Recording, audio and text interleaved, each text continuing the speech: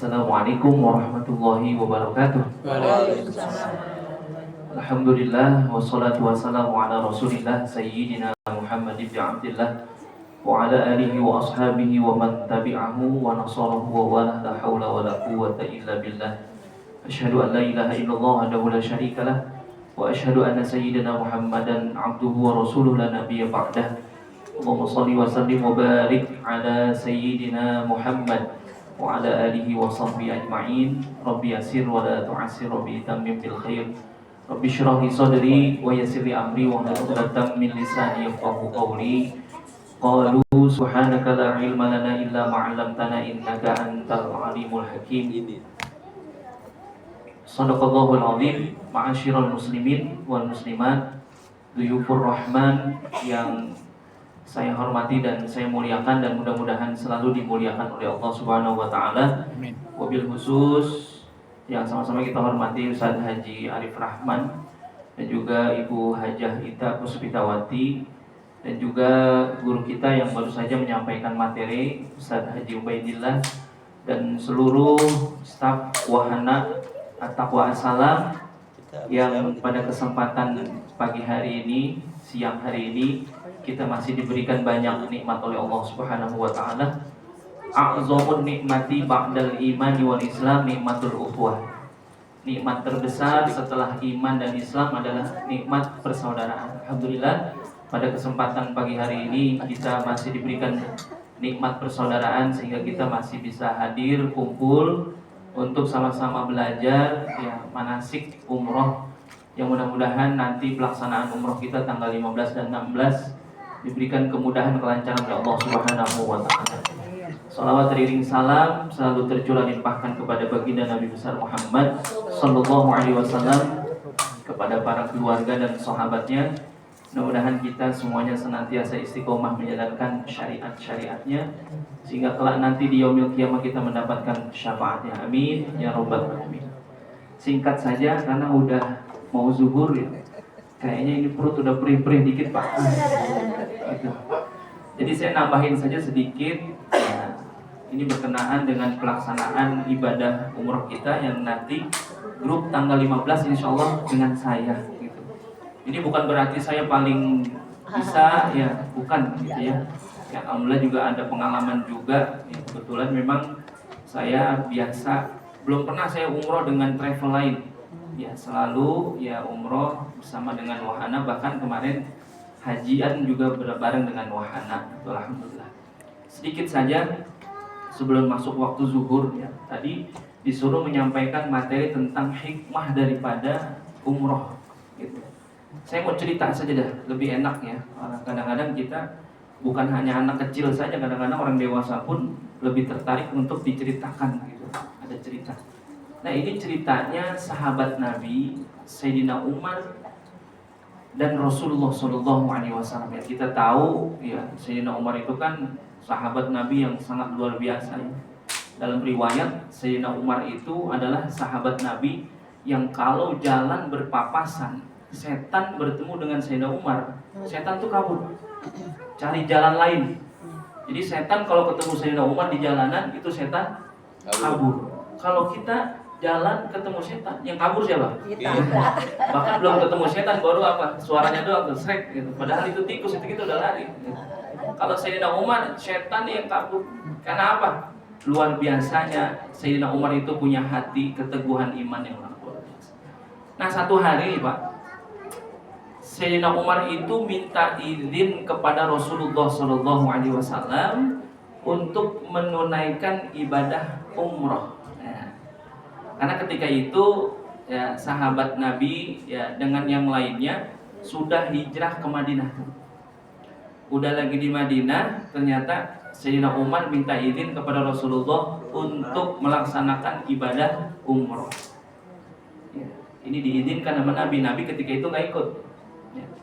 Ketika Umar minta izin kepada Rasulullah, maka datanglah dia kepada Rasulullah untuk ya ngobrol, cerita kiat-kiatnya nanti seperti apa ketika melaksanakan ibadah umrah. Nah ini menjadi inti cerita saya pada kesempatan pagi hari ini, karena berkenaan dengan umrah kita juga. Sebetulnya kita umrah buat apa sih?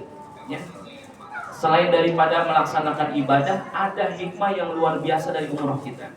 Dan inilah yang didoakan oleh Nabi kita Muhammad SAW kepada Sayyidina Umar. Ya. Sehingga ketika kita melaksanakan ibadah umroh, ini adalah hikmah yang luar biasa. Yang pertama, ya, kalau kita melaksanakan ibadah umroh, ya, karena tadi di awal di slide itu ada ayat, ya, walillahi 'alan nasi hijjul baiti man istata'a ilaihi sabila.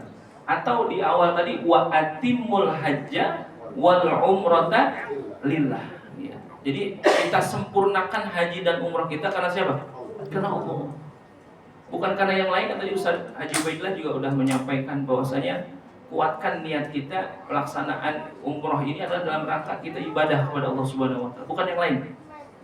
Karena ada nih Pak, ada jamaah kita, ya, bukan jamaah kita, ada jamaah dulu saya, dia itu mau melaksanakan ibadah umrah, ya, mau berangkat, ya kan, pasti masing-masing kita punya motivasi, gitu. Tapi motivasinya adalah motivasi akhirat utamanya. Nah ini dia cerita ke saya begini, Bu, kok bawa tas banyak amat? Ya selain koper yang dikasih dari travel, kan biasanya koper besar dan koper kecil. Nah itu dia punya tas-tas lagi tuh yang dilipat. Kok banyak banget tas Bu? Apa dia bilang? Saya kalau mau udah sampai di sana saya mau belanja Pak Ustadz. Ya gitu ya. Idza shadaqal azmu wa dohasabil tuh. Kalau niatnya bagus Allah kasih jalan. Dan apa-apa tergantung niatnya. Dari rumah niatnya apa? Belanja.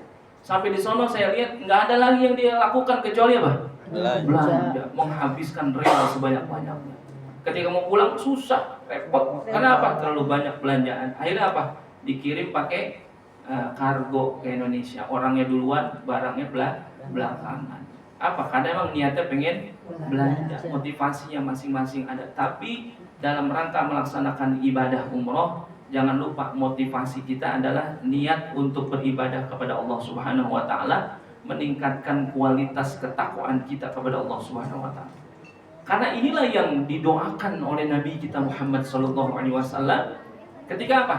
Sayyidina Umar mau berangkat umroh, ya. Nabi bilang kepada Sayyidina Umar, "Ya Umar, zawwadakallahu taqwa." Umar, ketika engkau pergi umroh, mudah-mudahan dengan umrohmu itu menambahkan ketakwaanmu kepada Allah Subhanahu wa taala. Mudah-mudahan kita semuanya nih besok jamaah yang tanggal 15, tanggal 16 kita melaksanakan ibadah umroh kita menguatkan ketakwaan kita kepada Allah Subhanahu wa taala. Mungkin nih sebelum berangkat umroh, ya kemarin ada yang lalai-lalai sedikit. Ya, setelah pulang umroh karena Allah tambahkan takwa di dalam diri kita, kita senantiasa apa? Mengutamakan urusan-urusan kepentingan Allah. Mungkin kalau ada pertanyaan nih ya, Pak, ini kan udah siang begini, ini kan biasanya makan nih urusannya nih. Kira-kira ada pertanyaan nih. Ntar kira-kira masuk waktu zuhur, ya.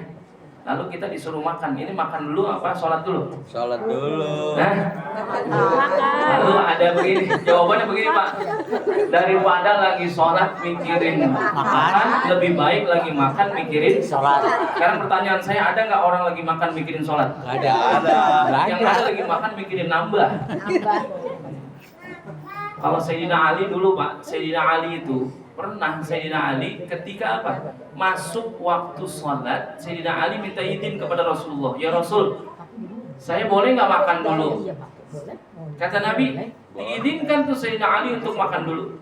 Karena apa? Sayyidina Ali ketika berumah tangga dengan Fatimah, bahkan jauh sebelumnya kan Sayyidina Ali yatim dari kecil, ya, ditinggal orang tuanya, kehidupannya luar biasa, sangat sederhana. Bahkan ketika Sayyidina Ali mau ngelamar Fatimah, ya, Sayyidina Ali mau ngelamar Fatimah itu apa yang ditanya oleh Rasulullah? Ali, kamu punya apa?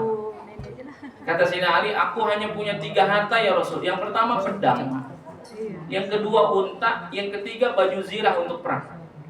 Lalu Sayyidina Ali minta izin kepada Rasul, ya Rasul, bolehkah kuda ini aku jual? Kata Nabi, jangan. Kudamu jangan kau jual, itu kendaraanmu. Nanti kalau engkau menikah, lalu kudamu engkau jual, nanti mau kemana-mana susah. Mau ke pasar susah, mau ke Tamrin City susah tadi katanya ya. Udah tuh. NMAX-nya jangan dijual, ya. PCX-nya jangan dijual. Kata Nabi jangan kau jual, pertahankan itu. Lalu yang kedua, ya Rasul, bolehkah pedang ini aku jual? Kata Nabi jangan. Pedang itu adalah kehormatanmu, senjatamu. Jangan kau jual. Akhirnya ketika Sayyidina Ali minta izin untuk menjual baju zirahnya, diizinkan oleh Rasulullah. Itulah yang dijadikan mahar untuk menikahi Sayyidatina Fatimah. Ketika berjalan kehidupan rumah tangganya ternyata apa? Ya, Sayyidina Ali bersama dengan Fatimah itu kehidupan ekonominya nggak bagus-bagus amat. Bahkan ketika punya anak Hasan sama Husain itu yang akikahin Rasulullah. Akan Nabi SAW anil Hasan wal Husain kabshan. Sayyidina Ali itu kehidupan ekonominya sangat memprihatinkan. Sampai-sampai ketika Hasan dan Husain mau diakikahkan, yang mengakikahkan adalah Rasulullah. Makanya Sayyidina Ali ketika minta izin kepada Nabi, ya Rasul, boleh nggak saya makan dulu? Boleh. Sayyidina Ali diizinkan untuk makan 1 sampai 3 butir kurma. Agar apa? Agar ada tenaga, ruku bisa bangun, sujud bisa bangun. Kalau kita sholat dulu, makan dulu, habis makan kuat sholat nggak? Kenyangan. Kalau Sayyidina Ali makannya cuma 1 sampai 3 butir kurma biar supaya punya tenaga bisa sholat, gitu ya. Nah mudah-mudahan nih kita besok ketika melaksanakan ibadah umroh ternyata kita termasuk yang didoakan Nabi tadi. Salah satunya apa? Zawadakallahu taqwa. Allah tambahkan ketakwaan di dalam diri kita. Amin ya rabbal alamin. Gitu ya. Yang kedua nih Pak, Nabi doain lagi tuh kepada Sayyidina Umar. Selain bicara tentang ketakwaan, yang kedua adalah Rasulullah mendoakan Sayyidina Umar, ghafarallahu dzambak. Mudah-mudahan Allah ampuni dosa-dosamu. Nah, makanya ini ada salah satu hikmah kita. Ketika kita melaksanakan ibadah umroh, mudah-mudahan umroh kita menjadi pelebur daripada dosa-dosa kita. Pulang umroh, dosa kita diampuni. Pulang umroh, bersih kita dari dosa. Sehingga apa? Ada motivasi kita untuk meningkatkan terus kualitas kehidupan kita. Kenapa? Dosa-dosanya udah diampuni sama Allah Subhanahu wa taala. Niatkan. Ya, kalau di sono ya doa sebanyak-banyaknya. Jadi kalau kata Ustaz, banyakin doa di sono. Karena ikhtiar zahirnya udah nih Pak. Ya, ikhtiar zahirnya udah nih. Apa ikhtiar zahirnya? Bapak-bapak, ibu-ibu ikhtiar zahirnya mau berangkat umroh ngapain? Ya, duit yang ada dikeluarin. Itu ikhtiar zahir. Sehingga sampai batas ini, ya insya Allah ini betul-betul ya. Ya karena tanggal 15 besok juga kan kita nggak tahu nih. Tapi mudah-mudahan semuanya dimudahin urusan kita sampai kita berangkat ke tanah suci. Nah ini itu udah ikhtiar zahir kita. Nah ikhtiar batinnya apa? Ya di sono banyak-banyak apa? Berdoa. Karena di sana ada tempat-tempat yang mustajabah. Akan tetapi tetap adabnya dipakai. Tadi Ustaz Dubai udah cerita bahwasanya kalau enggak nyium hajar aswad katanya ada yang kurang. Tapi al-adabu fauqal ilmi, adab di atas ilmu. Nyium hajar aswad sunnah, itu ilmu. Tapi adabnya bagaimana? Ya kalau nyium hajar aswad harus mengorbankan orang lain, ini namanya nggak ada adabnya. Jangan, gitu ya. Ya mudah-mudahan di tempat-tempat yang mustajabah tadi, ya kita bisa berdoa, karena itu ada tempat yang luar biasa untuk berdoa. Mudah-mudahan apa? Dosa-dosa kita semuanya diampuni oleh Allah Subhanahu wa taala. Karena ada jaminan, gitu ya. Orang kalau dosanya diampuni, senantiasa dimudahkan semua urusan-urusannya. Makanya doa Nabi yang ketiga apa? Yassarafallahu umur. Mudah-mudahan Allah mudahkan semua urusan-urusannya. Ya, urusan kehidupan kita nih, baik urusan-urusan duniawi kita maupun urusan ukhrawi kita. Allah mudahin. Gara-gara apa? Karena kita berangkat umroh. Manfaatkan itu, Pak. Ini saya punya jamaah begini, Pak. Ada Bapak Haji, udah tua nih, Bapak Haji udah tua. Apa dia bilang? Tong, saya mau jual tanah. Ya, ketika itu mau jual tanah. Nggak dikit tanahnya. Tanahnya harga hampir sekitar 20 miliar. Kata Bapak Haji, nanti kalau tanah saya laku, saya mau bangun masjid. Utuh masjid itu saya bangun, dan nanti itu biaya bangun masjid saya nggak minta sama orang. Pokoknya duit saya jual tanah, saya bangun masjid. Kalau bapak-bapak pernah main ke daerah Cinere, ngelewatin Lebak Bulus, di depan rumahnya Rano Karno, Bumi Karang Indah, ada masjid namanya Darul Adhkar.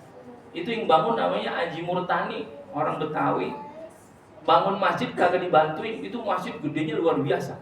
Tanahnya beli sendiri, masjidnya bangun sendiri. Ketika mau bangun masjid, ya dia mau jual tanah, mau dibangun masjid. Ketika itu jalan tol yang sekarang Jakarta Merak itu lagi dijual. Nah itu dia mau bangun masjid itu. Saya bilang, Pak Haji, kalau mau jual tanah, ya pengen buru-buru laku, doanya jangan di sini. Di mana? Di sana di Multazam. Bener. Dia pergi umroh di depan Multazam, doanya nggak ada yang lain. Makanya tadi kata Ustaz Dubai, doa bebas. Mau pakai bahasa Indonesia juga boleh. Ya Allah, duit. Ya Allah, duit. Duit ya Allah. Kan gitu. Boleh nggak? Boleh. Emang kita lagi butuh. Buat apa? Buat kemaslahatan misalkan. Nah itu Haji Murtani doanya begitu doang di depan Multazam. Ya Allah, tanah saya lakuin. Tanah saya lakuin. Karena yang punya duit Allah. Manusia cuman wasilah doang. Ya Allah, tanah saya lakuin. Pulang umrah, kebayar itu ya, dibayar tanah itu. Dia bangun masjid sampai selesai, nggak sampai tahunan. 8 bulan tuh masjid jadi. Waktu itu masih Presiden B.J. Habibie. Yang resmiin B.J. Habibie langsung. Saya bilang, Pak Haji, itu kan masjid udah kebangun. Sekarang ucapin terima kasih kepada Allah. Bagaimana caranya? Balik lagi sono. Balik lagi umrah lagi. Di depan Multazam, dia doa lagi, ya Allah, syukur semuanya udah kejual dan ternyata masjid udah kebangun sampai selesai. Alhamdulillah. Karena apa? Dimudahin urusannya. Karena emang dia niatin karena Allah. Ketika berangkat umroh itu minta dimudahin urusan-urusannya. Dan ini pun yang didoakan Nabi kita Muhammad SAW kepada Sayyidina Umar tadi. Yassarakallahu umrah. Mudah-mudahan Allah mudahin urusan-urusan kamu. Yang sekarang lagi usaha, ya. Yang sekarang lagi kerja, yang sekarang lagi pada kuliah, yang pada sekolah. Semuanya urusan-urusan kita, mudah-mudahan dengan wasilah kita berangkat umroh, Allah mudahin semua urusan-urusan kita. Amin ya Rabbal alamin. Udah tuh. Sayyidina Umar didoain sama Nabi. Zawwadakallahu taqwa, ghafarallahu dzambak, ya. Yassarallahu umurak. Udah. Sayyidina Umar habis doain begitu, jalan aja udah. Ya Rasul, saya jalan. Pas jalan dipanggil lagi sama Nabi. Umar, ta'al. Apa kata Nabi? La tansani bidu'aikum. Tadi saya udah doain kamu sampai 3 kali. Sekarang jangan lupa doain saya. Tuh, Nabi yang kelasnya luar biasa. Ketika ada orang berangkat umroh, minta didoain Pak sama yang berangkat umroh. Makanya besok nih, yang pada mau berangkat umroh, jangan lupa izin sama keluarga, sama saudara.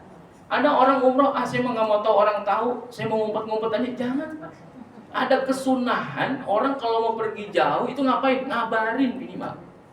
Ini jangankan berangkat umroh yang ibadah, yang pekerjaan saja, urusan kerjaan. Ketika kita mau pergi jauh itu disunahkan ngapain? Ngumpulin orang, minta doa.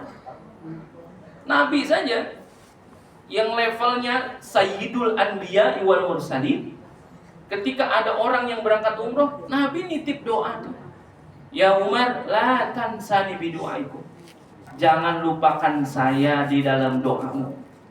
Karena ada jaminan orang-orang yang berangkat umroh itu senantiasa doa-doanya diijabah oleh Allah Subhanahu wa taala. Inilah yang bisa saya sampaikan. Mudah-mudahan perjalanan umroh kita ini menambahkan ketakwaan kita kepada Allah Subhanahu wa taala.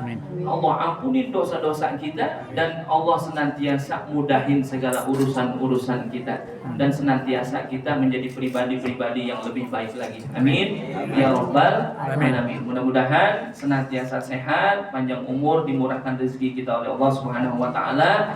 Kita sampai kepada tanggal 15 dan 16 dan kita bisa sampai kepada ke tanah suci dan kembali ke tanah air dengan selamat membawa umrah yang makbul. Amin ya rabbal alamin. Ini saja, kurang lebihnya mohon maaf. Kita tutup dengan baca suratul Fatihah. Mari sama-sama kita baca suratul Fatihah. Kita niatkan untuk diri kita, keluarga kita, dan semuanya yang akan berangkat ya umroh tanggal 15 dan 16, dan juga kita doakan untuk wahana at-taqwa as-salam senantiasa bisa terus memberikan manfaat kepada banyak orang.